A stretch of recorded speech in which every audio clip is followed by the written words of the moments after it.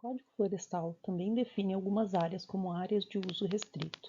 São particularmente os pantanais e planícies pantaneiras e áreas de inclinação entre 25 e 45 graus.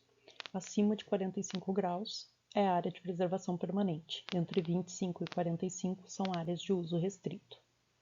Nos pantanais e planícies pantaneiras é permitida a exploração ecologicamente sustentável, devendo-se considerar as recomendações técnicas dos órgãos oficiais de pesquisa, ficando novas supressões de vegetação nativa para uso alternativo do solo condicionadas à autorização do órgão estadual do meio ambiente, com base nas recomendações mencionadas nesse artigo.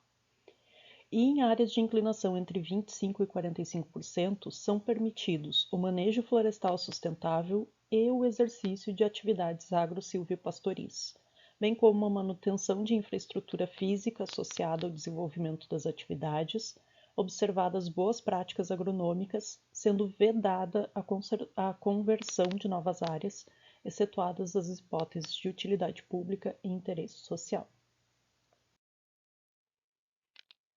No Código Florestal também é definido a reserva legal. A reserva legal, a definição dela aparece lá nas disposições gerais, né, que tem todas as definições relacionadas ao Código Florestal, e é definida como uma área localizada no interior de uma propriedade ou posse rural, delimitada nos termos do artigo 12, com a função de assegurar o uso econômico de modo sustentável dos recursos naturais do imóvel rural. Visa também auxiliar na conservação e reabilitação dos processos ecológicos e promover a conservação da biodiversidade, bem como o abrigo e a proteção da fauna silvestre e da flora nativa. Essa reserva legal é sempre um percentual do terreno, tá? E se localizado na Amazônia Legal, ele deve ser, essa área reservada como reserva legal, é de 80% na área de florestas, de 35% na área do cerrado e de 20% em Campos Gerais. Localizado nas demais regiões do país é sempre 20%.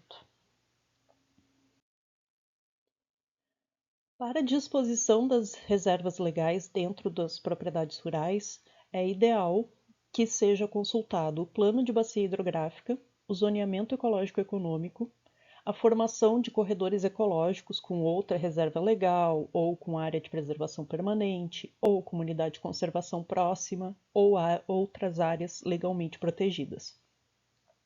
Também é importante observar as áreas de maior importância para a conservação da biodiversidade e também as áreas com maior fragilidade ambiental. Então, se evita o uso dessas áreas de maior fragilidade ambiental, mantendo-as conservadas dentro de uma reserva legal.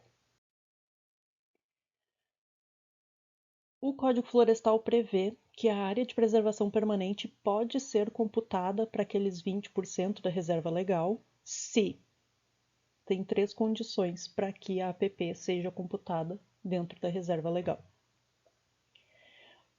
É que o benefício previsto nesse artigo não implique na conversão de novas áreas para uso alternativo do solo, ou seja, só a reserva legal que existente, né, protegida, não é suficiente para aquele imóvel, pode ser complementado com a APP, mas não pode haver novos desmatamentos, uma redução das áreas protegidas, das áreas florestais existentes, sem contando com essa compensação pela área de preservação permanente. Então, a compensação da área de preservação permanente é só no caso de não haver áreas protegidas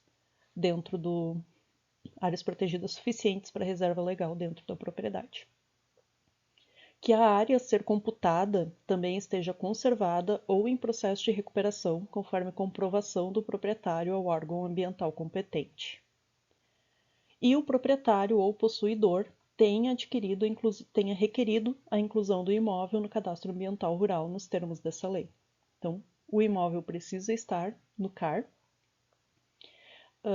a área computada precisa estar protegida ou em processo de recuperação, não pode ser uma área degradada, e o benefício ali de computar a APP como reserva legal não deve implicar em um desmatamento em novas conversões de uso do solo. Tá? E a proteção da reserva legal. Ela deve ser conservada com cobertura de vegetação nativa, pelo proprietário do imóvel rural, pelo possuidor ou ocupante a qualquer título, seja pessoa física ou jurídica, seja de direito público ou privado. Então, cobertura de vegetação nativa.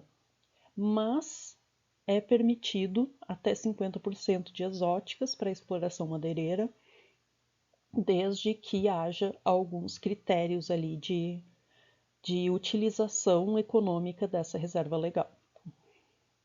O artigo 18 diz que a reserva legal deverá ser registrada no órgão ambiental competente por meio da inscrição do cadastro ambiental rural, de que trata o artigo 29, a gente vai ver na sequência, sendo vedada a alteração de sua destinação nos casos de transmissão a qualquer título ou de desmembramento.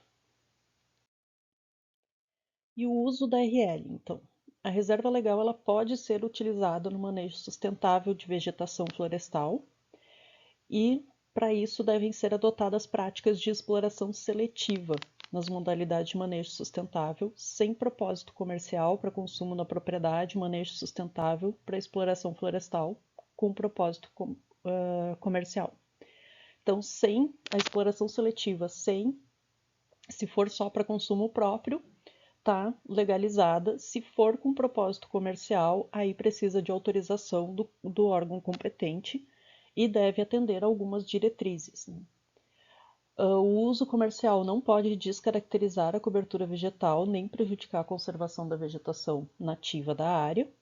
Precisa assegurar a manutenção da diversidade das espécies e precisa conduzir o manejo de espécies exóticas com a adoção de medidas que favoreçam a regeneração das espécies nativas.